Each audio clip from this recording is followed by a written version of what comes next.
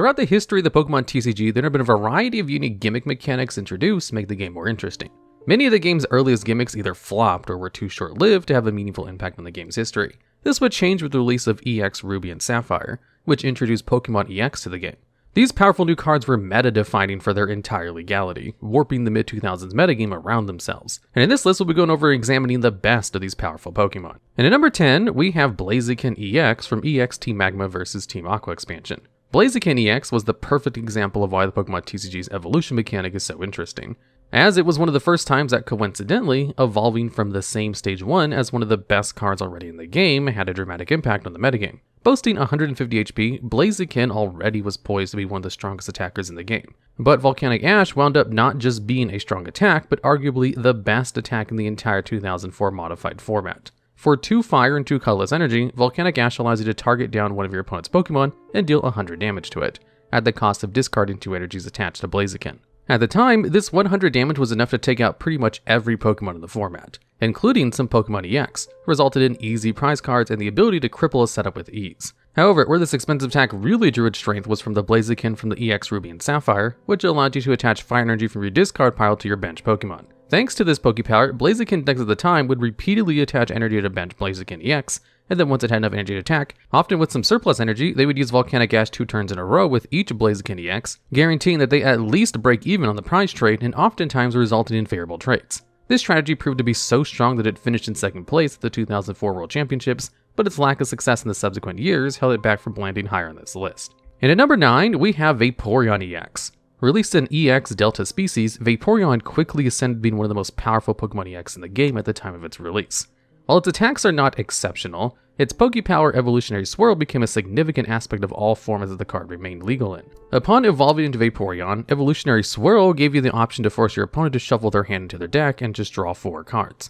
At the time, this level of disruption was rare to see on a trainer card, but seeing something like this as a Pokepower was unheard of. The EX formats, specifically 2007, are well known for players having rather large hand sizes, and as a result, this simple Pokepower could instantly cripple any sort of combo that your opponent may have been trying to set up. At the time of its release, Rocket's Admin, which makes each player shuffle their hand into the deck and draw a number of cards up to the number of the remaining prize cards, was still legal in the modified format.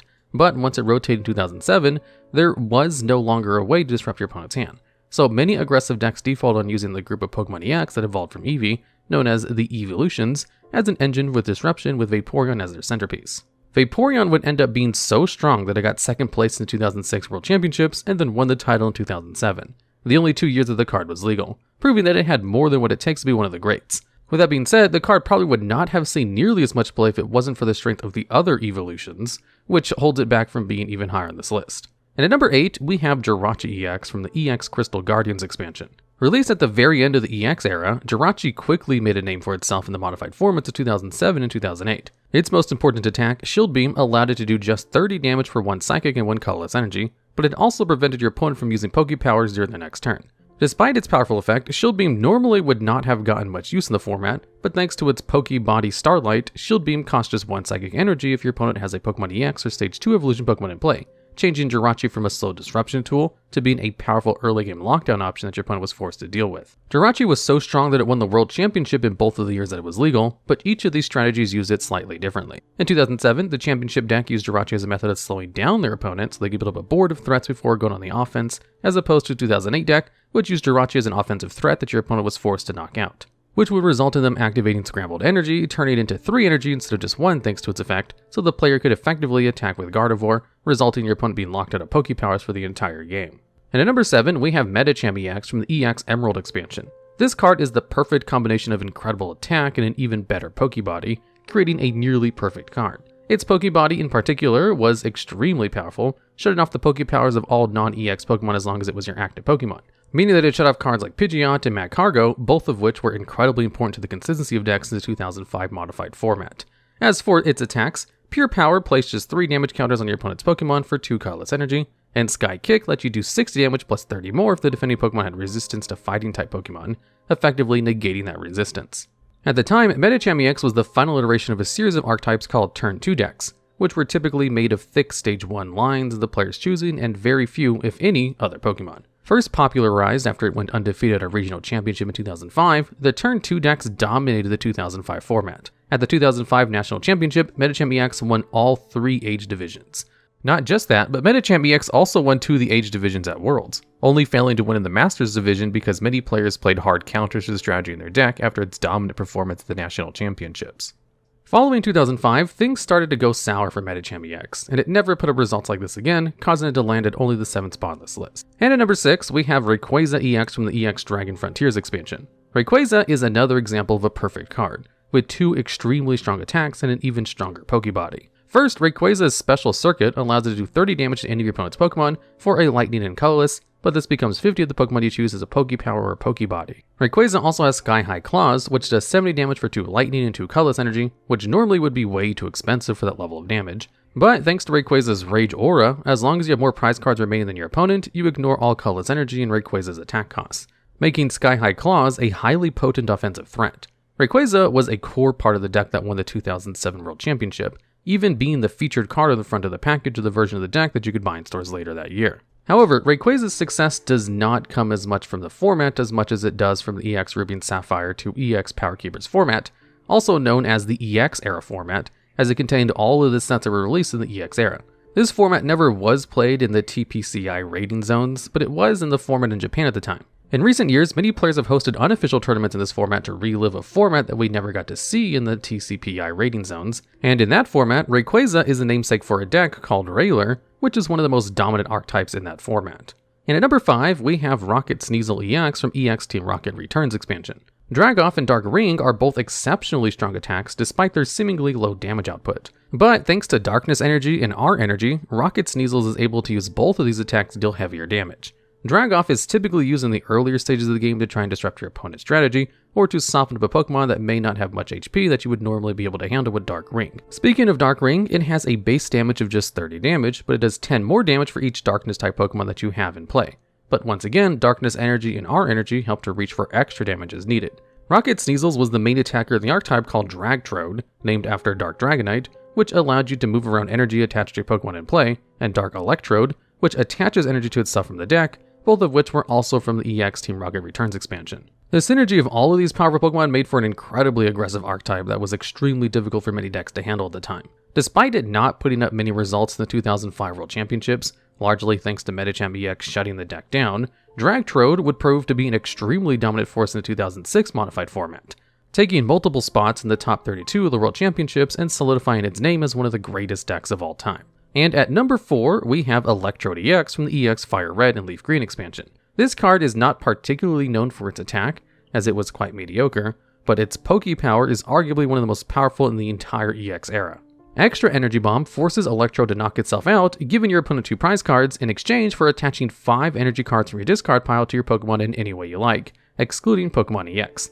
An important distinction here is that Extra Energy Bomb says energy cards, meaning that it can also attach special energy like Scramble Energy. In addition to attaching a ton of energy cards, the prize cards that you give your opponent are also very important, as it activates the effect of Scramble Energy and POW and expansion, as well as reduce the number of cards your opponent will draw off of Rocket's admin. Electrode was the centerpiece of a group of archetypes focusing on abusing these interactions, the most successful of which was pairing with Dark Tyranitar, which was typically called Bombtar.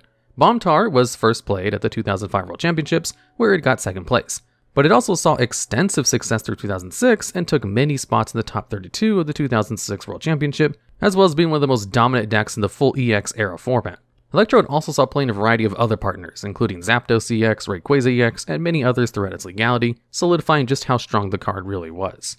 And at number 3, we have Blastoise EX from the EX Fire Red and Leaf Green expansion. Reminiscent of the original Blastoise card from the Pokemon TCG's base set, Blastoise EX's Energy Rain allows you to attach as many water energy to your Pokemon as you like during your turn, at the cost of placing 1 damage counter, or the equivalent to 10 damage, on that Pokemon.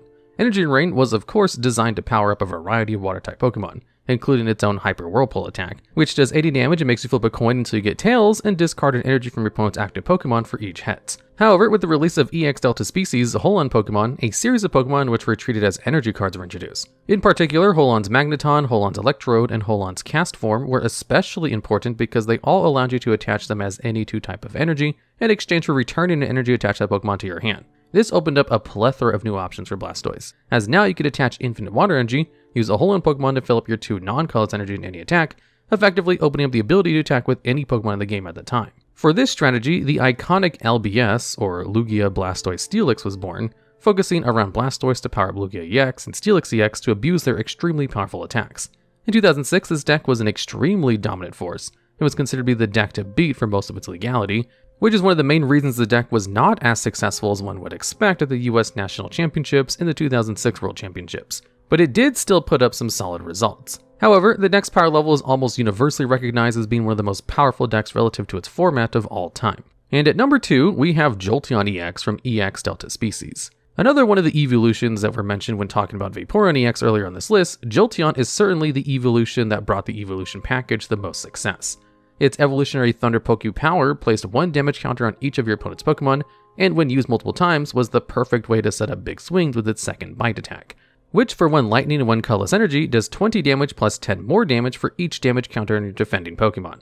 Throughout its legality, Jolteon saw use in a couple of different ways, varying from fixing numbers in the evolution decks that got 2nd place in the 2006 World Championship to being a critical source of damage in the centerpiece of the 2007 US National Championships and 2007 World Championships Absolutions decks, which use Absol EX to both spread and move damage counters for big second bite plays. The level of success that this card saw during its legality as a core part of numerous strategies is nearly unmatched by any card in the time period, except of course by the number 1 spot on this list. And at number 1, we have Mew EX from the EX Legend Maker expansion. This card is extremely simple, with its versatile Pokebody allowing it to copy the attacks of any Pokemon at play, as long as it has the necessary energy to use the attack. With a Pokebody like this, Mew is one of the most, well, versatile attackers in the game. The card saw play in an unbelievable number of strategies, many of which appeared on this list. Decks like Electrode, LBS, and Absolutions, and more all played with this card. With the release of the Holo Pokemon, Mew was given even more options as it could now easily have all types of energy attached to it, making it more of an issue of quantity of energy rather than type matching. Mew was only legal for Worlds in 2006 and 2007 and was a core part of the championship strategy in both of those years. Not just that, but it also saw top-level results at national championships across the world. It also must be noted that there was a deck in 2006 called Mewlock, which featured Wobbuffet and Jinx. That is often cited as one of the best decks ever built. But it was never viable for tournaments because games would take too long, so it never got to put up the results to prove that claim. Mew is far and away the most flexible card on this list, being used in top-level strategies for the card's entire legality, and easily cementing its place as the best Pokemon EX of all time. Alright, and that's the list. If you know of any other good cards I may have missed or have ideas for future videos just like this one, I'd love to hear about them down in the comments.